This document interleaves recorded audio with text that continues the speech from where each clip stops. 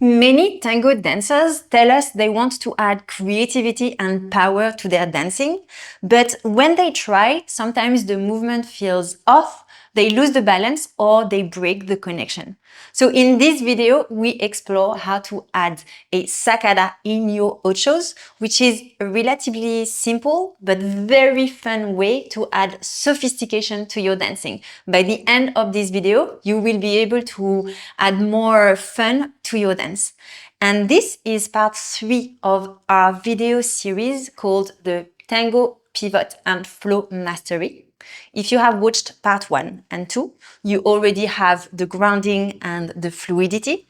But if you haven't, do not worry, you can start here with us straight away. Let's begin. We start by showing you the movement.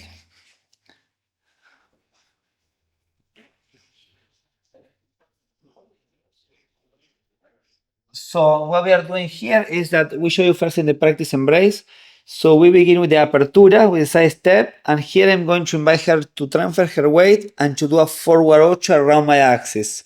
So as a leader, I'm doing only one side step, and she's doing two steps, because now she's doing a forward step around my axis, pivot, forward ocho, and here in the next ocho, I'm going to do sacada. So with my right leg, I'm going to go to take this space. So she's going forward and I go forward. I find the contact with her leg, and then when I transfer my weight, I take the space. You can resolve with another ocho and come out with a walk.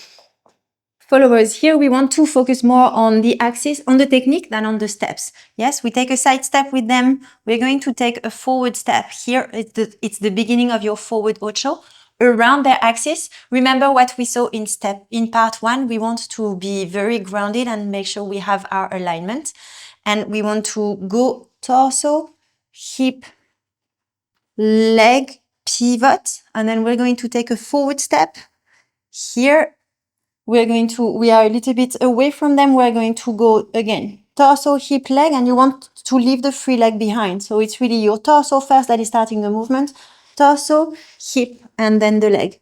And then you take a forward ocho and you resolve in front of them. Everything that we have looked at part 1 and part 2 are building towards this movement. So we are going to put the links for you in the description box so you can check them out before if you need.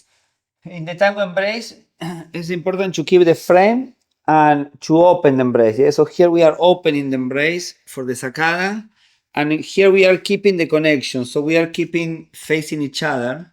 So it's very common if you do this, if you lose the connection, probably you will push your partner with your legs. So here you want to stay in front of your partner. Followers here keep the frame, because if the arm is floppy, we are going to fall into an empty space. So really engage the muscles in your back and think that you are going around him with both arms. So both arms are very present. You do not let this happen. You really want to hug him with your arms. And then we resolve by closing the embrace. We'll show you how it looks like in the music in just a few seconds. But before that, if you love the sacada and want to go deeper into the sacada technique, we have a free mini guide for you with one very powerful exercise to improve your sacada dancing. So we'll put the link for you in the description box. It's free. Make sure you check it out. It's very powerful. Our students in London love it. So now let's go back to the movement, and we are going to add it to tango music, dance it to tango music. Look at how what matters is that we are keeping the connection and the flow of the dance and not the movement. What really matters is what is happening in the embrace. The rest of the body is moving as a consequence of the embrace.